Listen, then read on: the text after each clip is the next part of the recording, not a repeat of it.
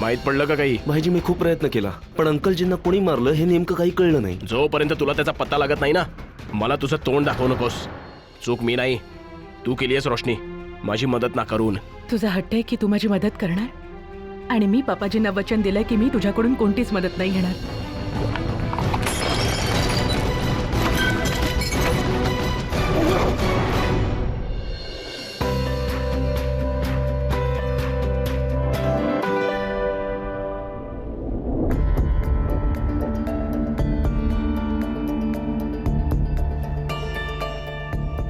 म्हणतात ना की नशिबासमोर कोणाचंच चालत नाही. कदाचित नशिबाला हेच मान्य असावं, तर मग मी कोण आहे त्याला बदलू पाहणारा? नशिबाच्या मार्गावर चालण्यातच समजूतदारपणा आहे.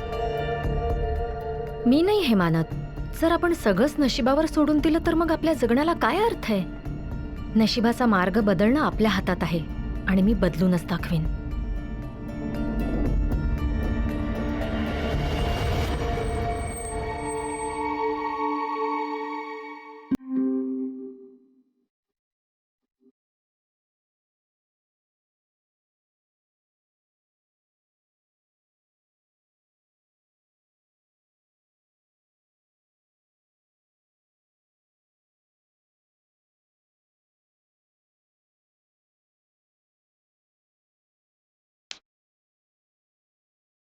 रोशनी घरी पण नाहीये. कदाचित हॉस्पिटलला गेली असेल.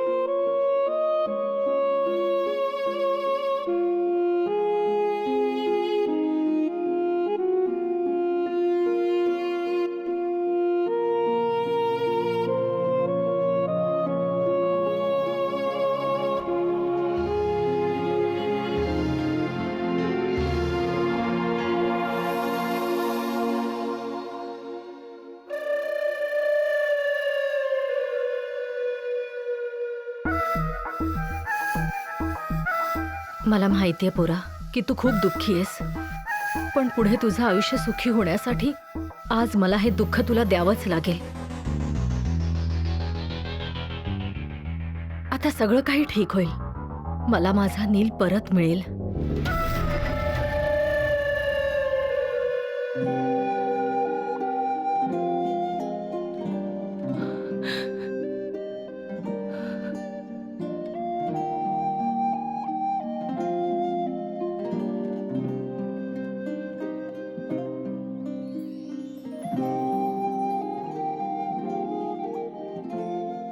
रोशनी, आता अंकल कसे आहेत?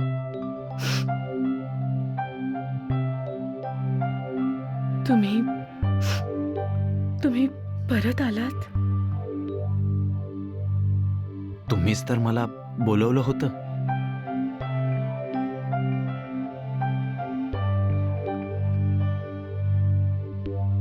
कसे आहेत अंकल?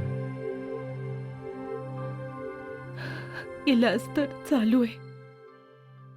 डॉक्टरांनी सांगितलंय की दिल्लीहून काही महाग इंजेक्शन्स मागवावी लागतील. बस त्यासाठीच पैशांची गरज होती.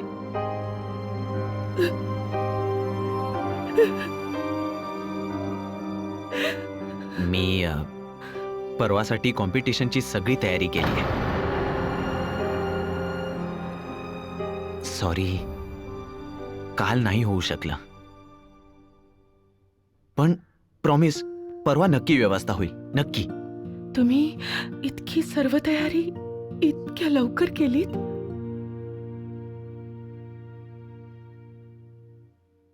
आनंद नाहीये, अजिबात नाही.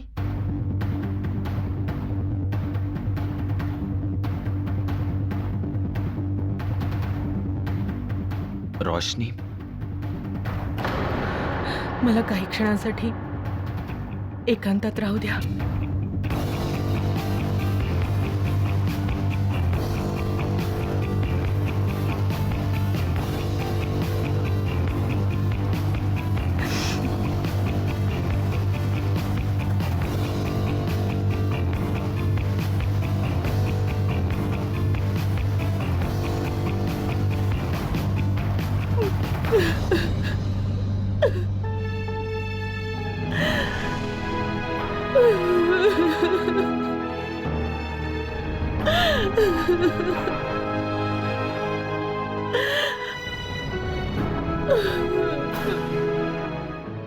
आज भलेही तू तुझे अश्रू माझ्यासमोर ढाळत नसशील, पण एक दिवस असा नक्की येईल जेव्हा तू मला तुझे अश्रू पुसण्याच्या लायक समजशील.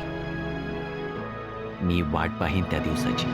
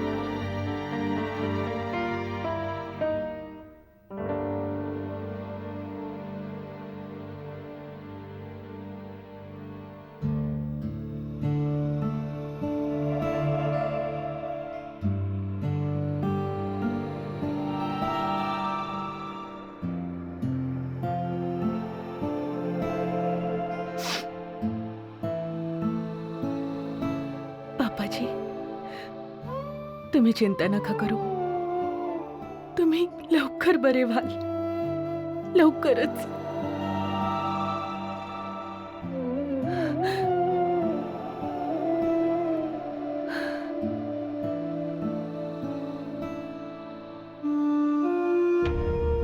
पापाजी,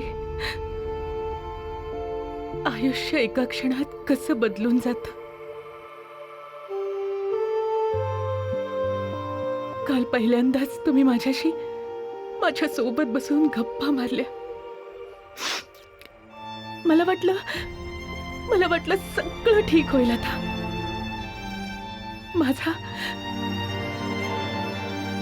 माझा आनंद गगनात मावत नव्हता. पण माहितीये का, मी विसरले होते की मला आनंद साजरा करण्याचा काहीच हक्क नाही. काहीच हक्क नाही. या ओझ्याने मी जगू शकणार नाही. पापाजी, तुमचं वचन पूर्ण करण्यासाठी मला दुसरं वचन तोडावं लागेल. मला माफ करा. मला माफ करा.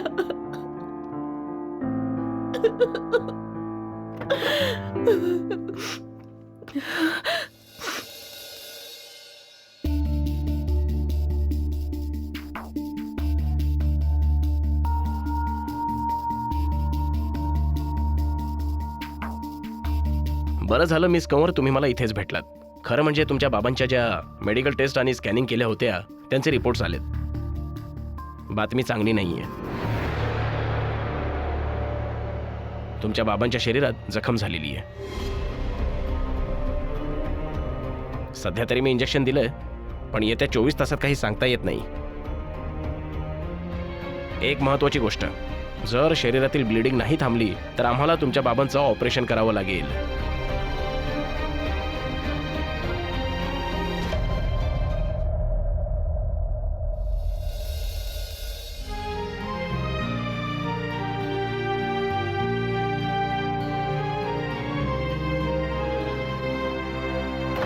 दीदा, द्या मी ते करतो. अरे नाही बेटा, ते नजर कमजोर झाली ना, डॉक्टरांना दाखवायचंय.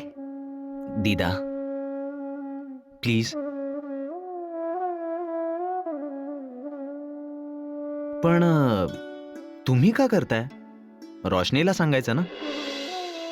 इट्स ओके, मीही करू शकतो. तुमच्या इतकं बारीक नाही, पण ते वेळ मारून येता येईल. रोज तर रोशनीच करते, पण आज ती मंदिरातून हॉस्पिटलला गेली ना.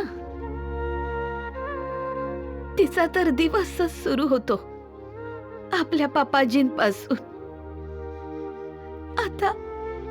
आता जर सुरेंदरला काही झालं तर पोरीचं तर जगच हरवून जाईल.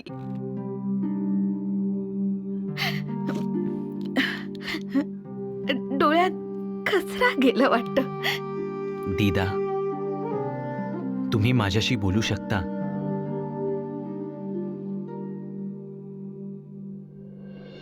तुझ्याकडे फक्त आजचाच दिवस आहे प्रॅक्टिस करण्यासाठी, कारण कॉम्पिटिशन पुढच्या आठवड्यात नाही, उद्या आहे. उद्या? कॉम्पिटिशन प्रीपोन झालंय. आणि तसंही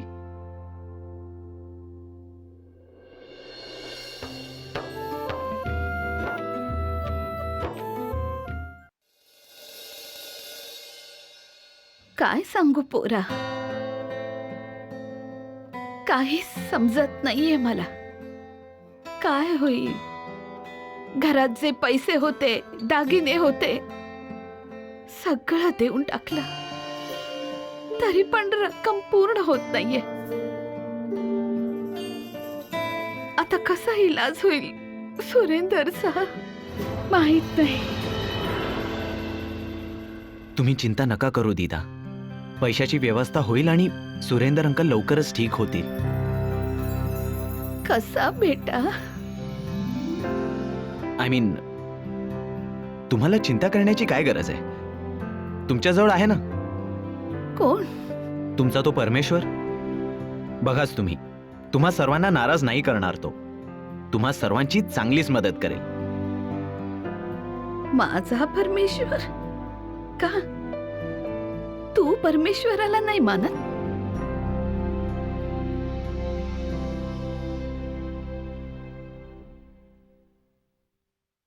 नाही दीदा. आणि खरं सांगू का, दररोज त्याच्यावरचा विश्वास कमी कमी होत चाललाय. हाय एजी.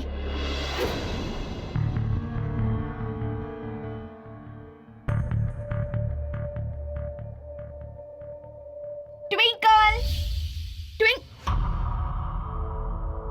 ट्विंकल, हे काय करतेस तू? डान्सची प्रॅक्टिस नाही करायची का? मी आलेच. हा, तू ठेव इथेच.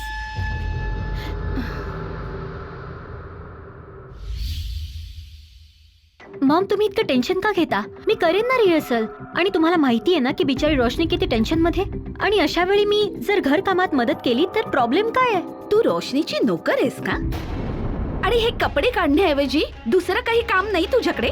आता हे सगळं सोड आणि डान्सची प्रॅक्टिस कर. एकच आठवडा राहिलाय कॉम्पिटिशनला आणि तू हे सगळं आवरत बसलीस. ट्विंकल, नीलम आंटी खरं तेच सांगतायत. तुला प्रॅक्टिस करायला हवी. बघ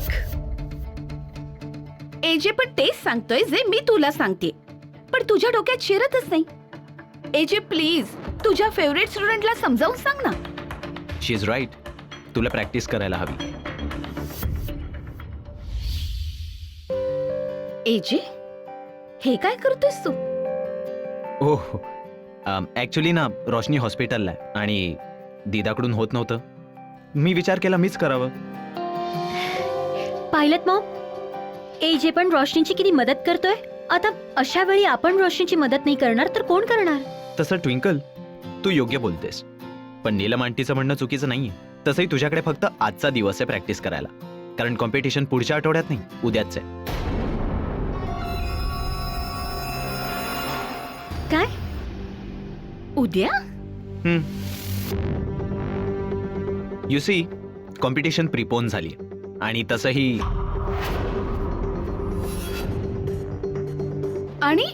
आणि काय? आणि ॲक्च्युली कॉम्पिटिशन खूपच स्ट्रॉंग आहे, त्यामुळे चांगली प्रॅक्टिस करायला हवी तुला. प्रॅक्टिस वेल. बघितलंस? एवढ्या गडबडीत मी तुला एक गोष्ट सांगायचं विसरूनच गेले. कोणती गोष्ट? त्या गुंडांपैकी एकाचा चेहरा मी बघितलाय.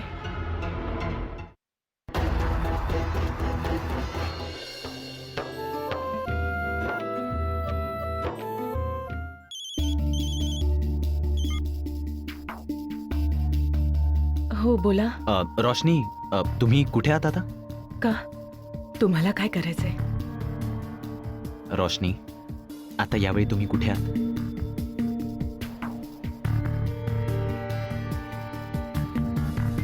मी ते मला माफ करा. It's okay. मी तुमची सिच्युएशन समजू शकतो. जे तुम्ही करायला जाणार ते तुमच्यासाठी इतकं सोपं नाहीये, आणि मी हेही समजू शकतो की मी तुम्हाला तुमच्या अडचणीची परत परत जाणीव करून देतोय. पण आता काय करायचं? परिस्थितीच अशी आहे की आपल्याला ती फेस करावीच लागेल, हो ना?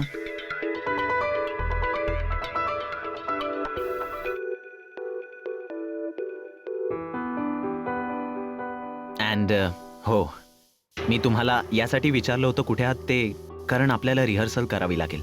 उद्या जे सिलेक्टर्स येणार आहेत ते खूप मोठे डान्सर आहेत आणि त्यांच्यासमोर तुम्हाला तुमचा बेस्ट परफॉर्मन्स द्यावा लागेल. ही कॉम्पिटिशन जिंकणं खूप महत्वाचं आहे, तुमच्यासाठीही आणि माझ्यासाठी. मी बस अर्ध्या तासात पोचते.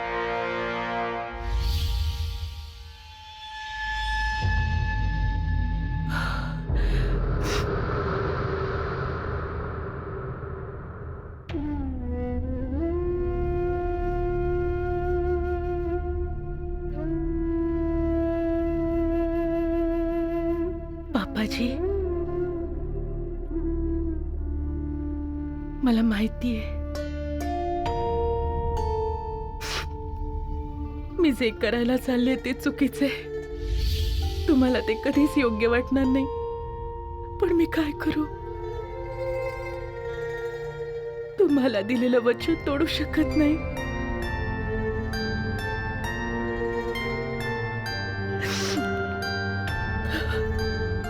शक्य असेल तर तुमचा आशीर्वाद मला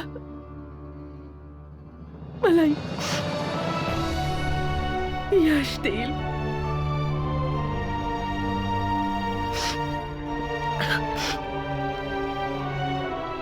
संध्याकाळी मी परत भेटायला येईन.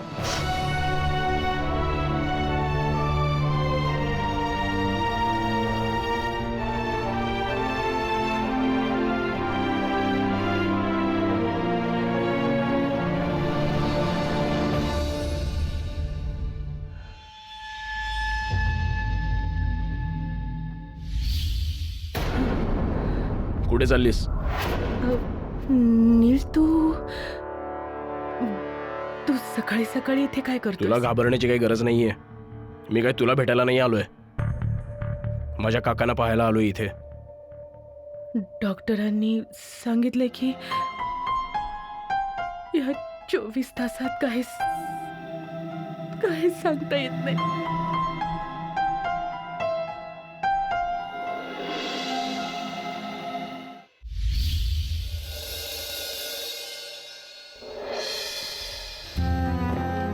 आता परत या थाळीतून काहीतरी पडेल आणि परत तुझ्या मनात काहीतरी येईल की काहीतरी अघटित होणार आहे.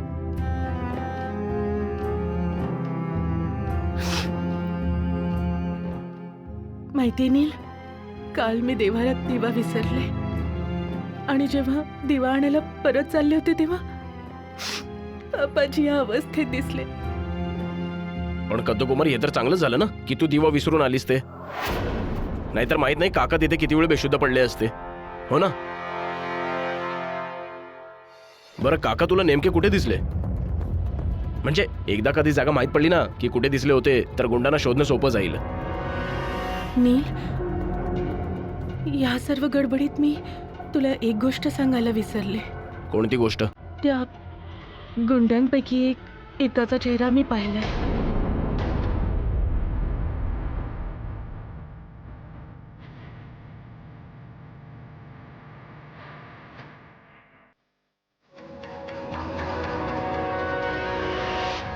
आलीस तू रोशनी. तू नीलकडून नकार जरी दिलास ना तरी तो तुझ्या सोबतच राहणार. तुला सगळं दुःख तो वाटून घेईल. काका, तुम्हाला काही अडचण तर नाही ना जर मी रोशनीचं दुःख हलकं केलं तर? हो ना काका? जर तुम्ही स्वतःच ही गोष्ट रोशनीला सांगितली तर बरं होईल. काका, काका काय झालं तुम्हाला? काका, काका तुम्ही घाबरू नका, मी डॉक्टरांना घेऊन येतो.